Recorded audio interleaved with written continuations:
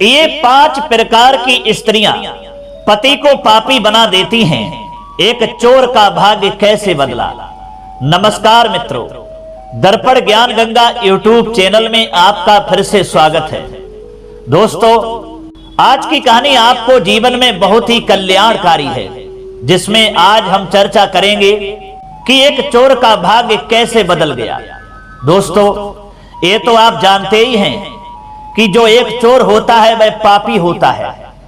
फिर पापी का भाग्य कैसे बदल गया और उसी चोर पापी को स्वर्ग की प्राप्ति हुई।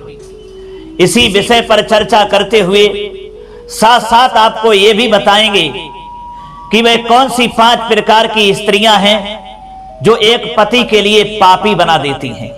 एक कहानी बहुत ही ज्ञानवर्धक है और आपके जीवन में बहुत ही महत्वपूर्ण है। इसलिए आपसे निवेदन है कि आप हमारी कहानी के लिए ध्यान पूर्वक ही सुनें और वीडियो की समाप्ति होने तक चैनल पर बने रहें। चलिए दर्शक भाइयों, आरंभ करते हैं ये कहानी।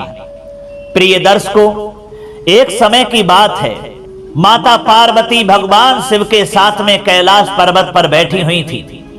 तो माता पार्वती ने भगवान शिव से पूछा कि हे प्रभु, हमारे मन में 3 सवाल हैं और उन 3 सवालों का उत्तर हमारी समझ में नहीं आ रहा है। हे दीनबंधु, क्या हमारे तीनों प्रश्नों के उत्तर आप बताने की कृपा करेंगे। भगवान शिव कहते हैं कि हे देवी पार्वती, पूछिए तुम्हारे प्रश्न 3 कौन से हैं। तब माता पार्वती कहती हैं कि हे प्रभु, हमारा पहला प्रश्न यह है कि कौन सी 5 प्रकार की स्त्रियां एक पति के लिए पापी बना देती हैं। दूसरा प्रश्न यह है, क्या पापी लोगों का भी भाग्य बदल जाता है। क्या पापी लोग स्वर्ग के लिए क्या पापी लोगों को स्वर्ग भी मिलता है। और तीसरा प्रश्न यह है, किसी के पुण्य और पाप में दूसरा साझा हो सकता है। यही हमारे 3 प्रश्न हैं। प्रभु, इनका उत्तर समझाने की कृपा करें। तो दोस्तों, भगवान शिव कहते हैं कि हे देवी पार्वती, आज आपने अत्यंत ही महत्वपूर्ण प्रश्न किए हैं। इस कलियुगी मनुष्य को आनंदमय जीवन जीने हेतु इन बातों के पर्याप्त ज्ञान को अवश्य स्वीकार कर लेना चाहिए। हे देवी पार्वती, आज मैं आपको इसी विषय में एक पौराणिक कहानी सुनाता हूं, जिसके द्वारा आपको सभी प्रश्नों के योग्य उत्तर मिल जाएंगे। और आपसे आशा करता हूं कि आप ये हमारी कहानी जो है ध्यान पूर्वक सुनेंगे, तभी आपके तीनों प्रश्नों का जवाब आपको मिल जाएगा। दोस्तों, तब माता पार्वती कहती हैं कि हे प्रभु, आप कहानी सुनाइए, मैं अपने ध्यान को दूसरी जगह नहीं पहुंचाऊंगी और मेरा पूरा ध्यान आपकी कहानी पर ही होगा। तो दोस्तों, फिर भगवान शिव कहानी सुनाते हैं और कहते हैं कि हे देवी पार्वती, एक समय की बात है, किसी गांव में एक चोर रहता था। अपनी पत्नी के साथ में रह रहा था। वह हर दिन चोरी करता था। वह अपने काम में काफी माहिर था और जंगल से गुजरने वालों को लूटता था, मारपीट भी करता था। उसकी पत्नी जो थी वह चालबाज और धूर्त स्वभाव की स्त्री थी, जो आए हर दिन अपने पति से अलग अलग चीजों की मांग करती रहती थी। फिर एक दिन की बात है, जब उसकी पत्नी कहती है, अजी जल्दी उठो, तुम कोई राजा महाराजा नहीं हो, चलो जल्दी जाओ, अब दोपहर होने को आई है। तुमने मुझसे वादा किया था कि तुम मुझे हीरो से जड़ित हार ला करके दोगे और अभी तक तुम्हें कुछ भी नहीं मिला है। तुम कब जाओगे, जल्दी जाओ। फिर अगर दोपहर हो गई तो कोई नहीं हाथ आएगा। 3 दिन हो गए हैं तुम चोरी करने के लिए नहीं गए हो। तब वह चोर कहता है, अरे भाग्यवान, रोज रोज चोरी लूटपाट करना खतरे से खाली नहीं होता है। अरे जा रहा हूं, अभी 3 दिन ही तो हुए हैं और चोरी से तुम्हारा क्या मतलब है। हाँ, हमें जल्दीबाजी नहीं करनी चाहिए। पिछली बार लोग हमारी चोरी के बारे में जान गए थे और पास आने से डरने लगे थे। कुछ समय बाद लोग वापस आएंगे और इस घटना को भूल भी जाएंगे। ये सब कुछ देख करके ही चोरी करनी पड़ती है। मैंने कहा कि मैं आज जाऊंगा तो जरूर जाऊंगा, अब तुम मुझे भोजन के साथ में कुछ बांध करके दे दो। दोस्तों, इतना कहकर के वह चोर जो था चोरी करने के लिए जंगल की तरफ निकल जाता है। और एक पेड़ पर बैठ करके लोगों का इंतजार करने लगता है। वहीं दूसरी ओर एक राम प्रसाद नाम का एक गरीब किसान था। उसका एक भतीजा था जो पड़ोसी गांव में रहता था, उससे मिलने के लिए आया था और एक सेठ से कर्जा लेने के लिए आया था, क्योंकि उसकी जो बेटी थी विवाह के योग्य थी। अपनी बेटी की शादी करने के लिए उस सेठ से कर्जा लेने के लिए आया था और अपनी जमीन भी सेठ से गिरवी रखने आया था। दोस्तों, फिर वह राम प्रसाद नाम का जो किसान था वह अपने भतीजे से मिलता है और जब वापस जाने वाला होता है तभी उसका भतीजा कहता है कि चाचा जी, आज आपके पास में बहुत सारा धन है और वापस घर जाने के लिए आपको देर हो गई है। तब राम प्रसाद ने कहा, हाँ बेटा, सेठ कहीं गया हुआ था इसलिए मुझे देर हो गई। अब तुम मुझे खाना साथ में ही बांध करके दे दो, रास्ते में मैं चलते ही चलते खा लूंगा। आगे उसका भतीजा कहता है, हाँ ठीक है चाचा जी, मगर आप कैसे जाएंगे? मैंने सुना है कि 3 दिन पहले ही यमुना पार के रास्ते में चोरी हो गई थी और किसी की हत्या भी हुई थी। तब राम प्रसाद कहता है, ठीक है बेटा, मैं संभाल करके जाता हूं, संध्या होने से पूर्व मैं घर पर पहुंच जाऊंगा। प्रिय दोस्तों, अपने भतीजे के परिवार से विदा लेकर के राम प्रसाद जो था तेज कदमों के साथ अपने गांव की ओर चल देता है और अब वह उसी जंगल से गुजर रहा था जहां वह चोर एक पेड़ के पीछे छिप करके बैठा हुआ था, किसी के आने की राह देख रहा था। जब उसे सामने से आते हुए राम प्रसाद दिख जाते हैं तो तुरंत उसने झपट लगा करके राम प्रसाद को पकड़ लिया और अपना तेज धार वाला खंजर जो था उसे दिखाते हुए कहा, चलो जल्दी से जो भी तुम्हारे पास है वो सब कुछ निकाल करके रख दो, हमें दे दो, वरना ये खंजर तुम्हारे पेट में घुसेड़ दूंगा। तब राम प्रसाद ने अपना दिमाग शांत रखा और कहा कि देखो भाई, मेरे पास इस थैले में खाने के अलावा कुछ भी नहीं है। मेरा विश्वास करिए, मैं एक गरीब किसान हूं, भला मेरे पास क्या हो सकता है। लेकिन दोस्तों, वह जो चोर था वह क्रूर और निर्दयी स्वभाव का था, इसलिए उसने राम प्रसाद की गर्दन पर चाकू लगाते हुए उसकी तलाशी लेना आरंभ कर दिया। अब स्वयं के प्राणों को खतरे में देख करके राम प्रसाद कहने लगा, भाई आप मुझे जाने दो, मैं सच कह रहा हूं, मेरे पास कुछ भी नहीं है। तब चोर कहता है, अरे वाह, तुमने मुझे क्या मूर्ख समझ रखा है? तुम्हारे पास तो बहुत धन है, चलो चुपचाप मुझे दे दो, नहीं तो मैं धन के साथ तुम्हारा भी काम तमाम कर दूंगा। तुम्हारा धन तो छीन लूंगा पर तुम्हारे प्राणों को भी ले लूंगा। दोस्तों, भगवान शिव कहते हैं कि हे देवी पार्वती। तब राम प्रसाद गिड़गिड़ाता हुआ रोता हुआ चोर से कहने लगा कि देखो भाई, मैंने ये धन जो पड़ोस के गांव में सेठ रहते हैं उनसे कर्ज के रूप में लिया है। मैंने अपनी जमीन गिरवी रखकर बेटी के विवाह के लिए सेठ का कर्ज लिया है। अगर तुम इसे छीन लोगे तो मैं पूरी तरह से बर्बाद हो जाऊंगा, ना तो मैं अपनी बेटी का विवाह कर पाऊंगा और ना ही मैं अपनी जमीन वापस ले पाऊंगा। किंतु वह चोर ठहरा था। कहते हैं ना कि डाकू और चोर जो लुटेरे होते हैं वह बड़े ही निर्दयी स्वभाव के होते हैं, निष्ठुर होते हैं। उस चोर निष्ठुर ने राम प्रसाद पर कोई दया नहीं दिखाई, उल्टा उसके सिर पर एक डंडा जोर से मारा और उसे बेहोश कर दिया। उसके बाद में वह चोर जो था धन के साथ साथ भोजन भी चुरा करके ले गया और अपने घर पर वापस आ गया।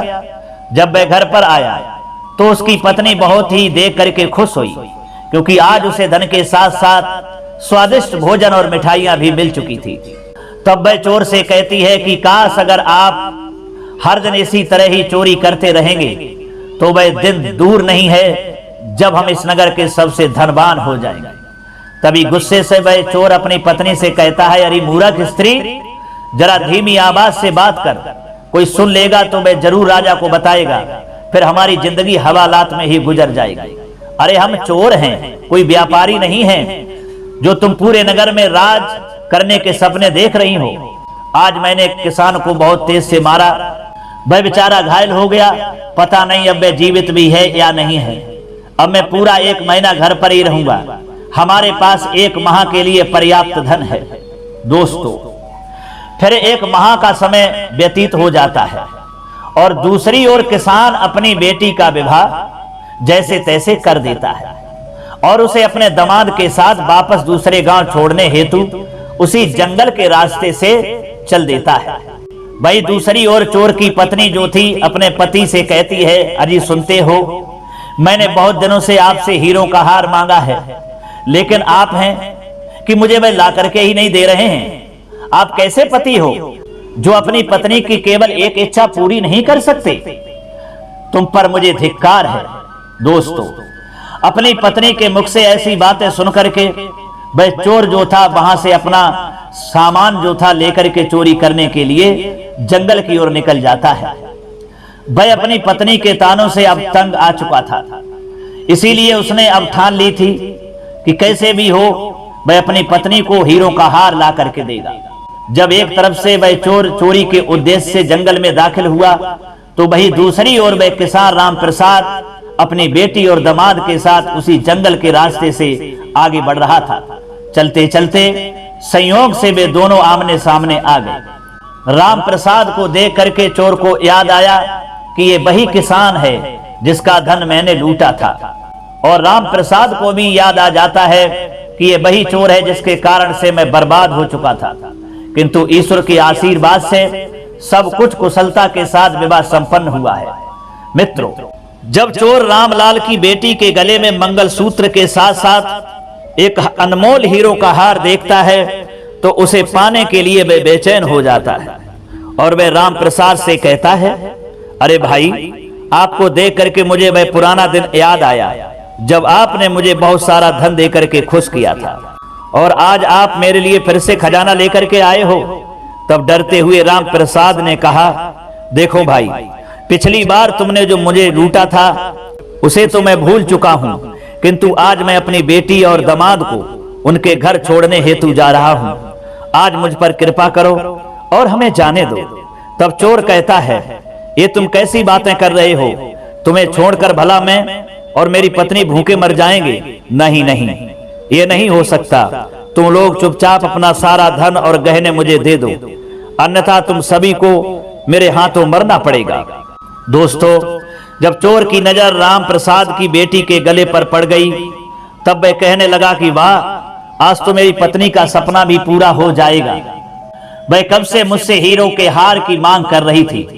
तभी बीच में उसकी बेटी जो थी चोर से कहती है, नहीं, मैं आपको ये अपना हार नहीं दे सकती हूँ, ये मेरी माँ की आखिरी निशानी है।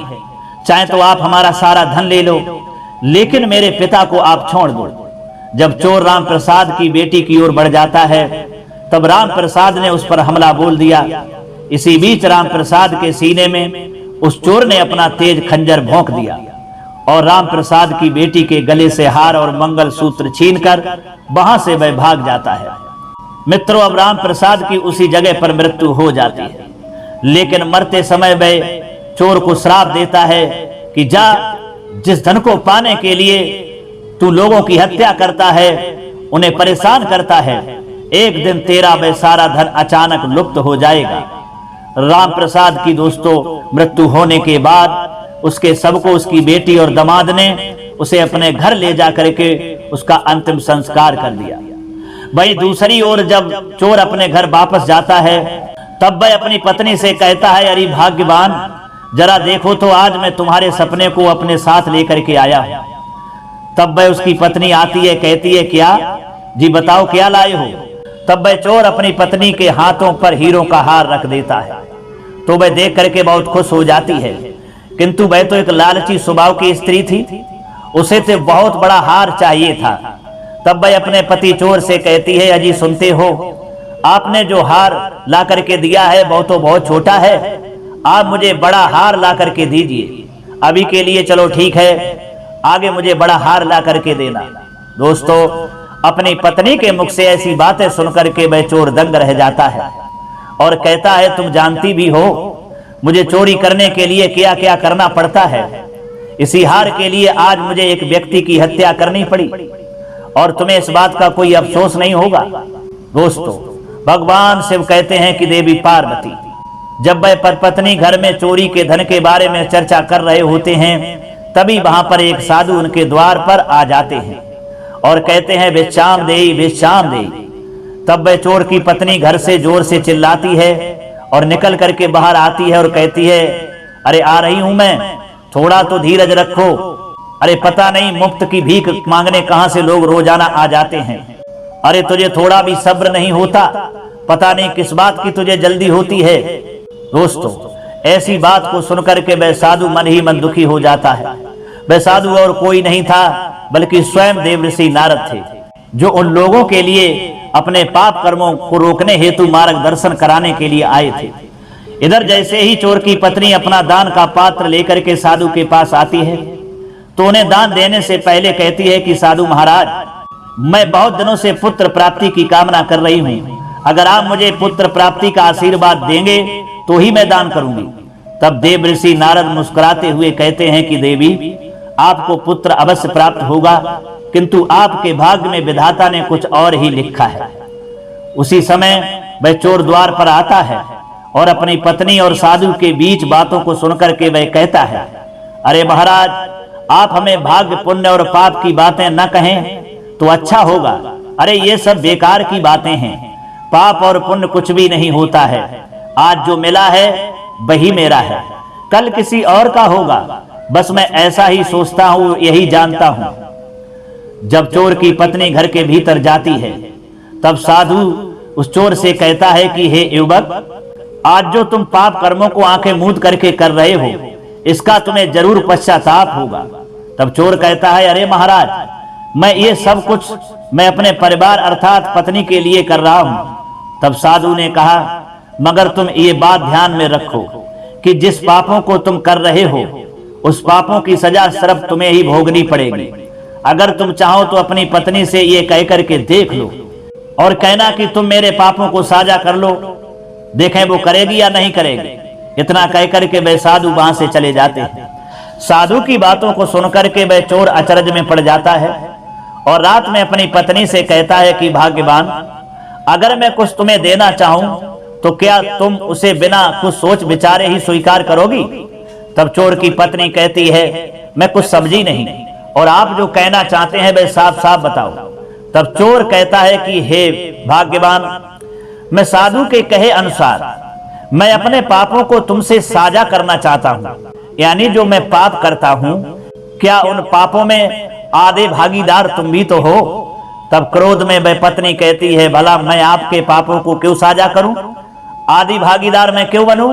अरे मैंने जीते जी आपके साथ रह करके नरक ही तो भोगा है और बाद में भी मुझे नरक की यातनाएं नहीं भोगनी हैं। सभी पाप तुमने ही किए हैं और उनमें से आधा पाप आप मेरे साथ साझा करना चाहते हो, ये कदापि नहीं हो सकता। मुझे वह पाप नहीं चाहिए, मैं नरक में नहीं जाऊंगी। अपनी पत्नी के मुख से दोस्तों ये बात सुनकर के उस चोर का मन जो था परिवर्तित हो जाता है और वह अब चोरी का काम छोड़ देता है, खेती में काम करने लगता है। दोस्तों, अब धीरे धीरे समय बीतता गया और राम प्रसाद के श्राप के कारण 1 बरस के बाद वह चोर की पत्नी गर्भवती हो गई। समय आने पर उसने एक सुंदर बच्चे को जन्म दिया। वह बचपन से ही बच्चा बहुत ही सुंदर, सुशील और होनहार था, किंतु विधाता ने उसकी आयु मात्र 12 वर्ष की रखी थी। अपने पुत्र के होने से वह चोर और उसकी पत्नी के लिए खुशी का ठिकाना नहीं रहा। वे दोनों हर समय उसे अपने साथ ही रखते थे, उसे किसी भी चीज की कोई कमी नहीं होने देते थे। चोर और उसकी पत्नी जो थे एक समय के चोर, कपटी और धूर्त स्वभाव के लोग थे। अब वे अपने बेटे की ममता में पूरी तरह से डूब चुके थे, पागल हो गए थे। अपने बेटे के बिना उन्हें ना तो कुछ अन्न का स्वाद अच्छा लगता था और ना ही उसके बिना उन्हें नींद आती थी।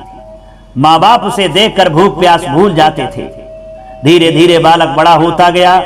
वह बालक इतना प्यारा था कि माँ बाप उसके बिना एक पल भी नहीं रह पाते थे। जब 12 वर्ष की आयु को प्राप्त हुआ तब विधाता की विडंबना के चलते हुए निष्ठुर काल ने, जब वह बालक खेत में खेल रहा था, तभी अचानक उसे एक सर्प ने काट लिया और उसकी मृत्यु हो जाती है। विधाता ने अब चोर और उसकी पत्नी की खुशी छीन ली। जिस दिन वह बालक मृत्यु को प्राप्त हुआ था उसके बाद माँ बाप के आंसू रुकने का नाम नहीं ले रहे थे। दोनों ने खाना पीना छोड़ दिया और दिन रात दोनों छाती पीटते हुए कहते हैं कि पत्थर दिल इमराज है जिसने हमारी जीते जी खुशी को जला दिया। अगर सुबह शाम उसे सोचा जाए तो कैसा लगेगा। ये कह करके चोर और उसकी पत्नी रोज सिर पटक पटक करके रोते हैं। दोस्तों, इस तरह की अनहोनी को देख करके वह चोर और उसकी पत्नी जो थी पूरी तरह से टूट जाते हैं। अब उनके जीवन का सहारा उनसे छिन चुका था। वे दिन रात अपने पुत्र की यादों में खून के आंसू बहाने लगे। फिर एक दिन जब वे दोनों उदास अपने बेटे की याद में स्वयं को तथा भगवान को कोस रहे थे, तभी देव ऋषि नारद जो थे फिर से वही साधु का रूप धारण करके वहां आ जाते हैं और कहते हैं कि माई भिक्षाम देही भिक्षाम देही। साधु की आवाज सुनकर के चोर की पत्नी दौड़ती है, अपने द्वार पर आती है और कहती है कि हे महाराज, आप वही साधु हैं जो आपने कहा था कि आपको संतान की प्राप्ति होगी, संतान का सुख मिलेगा, किंतु अभी कुछ दिनों पहले ही सांप के काटने के कारण ही हमारे बच्चे की मृत्यु हो गई है। सुख तो मिला लेकिन थोड़े ही दिन। तब साधु शांत रूप से उनकी सभी बातों को सुनते हैं और कहते हैं, ये तो नियत का खेल है, आप ईश्वर को इसमें दोष मत दीजिए। अगर आप अपने पुत्र को वापस पाना चाहते हैं तो मैं जैसा कहता हूं ठीक वैसा ही करो। आज रात अपने तुम पूजा घर में जाना, जहां तुम पूजा करते हो वहां जाना और वहीं जाकर के सो जाना और बाकी सब ईश्वर पर छोड़ देना, वह सबका भला ही करता है। प्रिय दर्शकों, इतना कहने के बाद में वह साधु वहां से चले जाते हैं। अब चोर और उसकी पत्नी साधु के कहे अनुसार रात्रि के समय अपने पूजा घर में जाकर के सो जाते हैं और थोड़ी ही समय के बाद में उन्हें नींद आ जाती है और वहां से दो यमदूत आते हैं और उनकी आत्माओं को लेकर के यमलोक में चले जाते हैं। यमदूत उन्हें उनके पापों के अनुसार विविध प्रकार के नरकों के दर्शन कराते हैं। वहां वे दोनों देखते हैं कि कुछ लोगों को गर्म तेल में डाल करके पकाया जा रहा था, कुछ लोगों को सूली पर चढ़ाया जा रहा था, कुछ लोगों को अंगारों पर चलाया जा रहा था, तो कुछ पापियों को कीड़े मकोड़ों की तरह रौंदा जा रहा था और कुछ लोगों को बड़े ही भयानक राक्षस जिंदा निगल रहे थे। ये सभी प्रकार के अनोखी दृश्य देखकर उन दोनों की रूह कांप जाती है। 16 नरकों की यात्रा कराने के बाद यमदूत उन्हें यमराज के पास में ले आते हैं।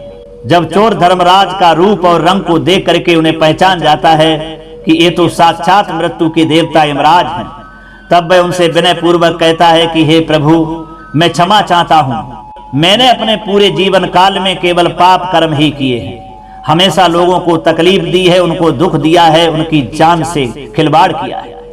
मैं भी इसी सजाओं का भागी हूं, किंतु प्रभु मैं अपने पुत्र के बारे में कुछ जानना चाहता हूं कि आखिर उसकी मृत्यु क्यों हुई और उसने इतनी कम आयु में प्राणों को क्यों त्याग दिया। दोस्तों, तब मुस्कुराते हुए धर्मराज कहते हैं कि हे चोर, आज तुमने उचित प्रश्न किया है।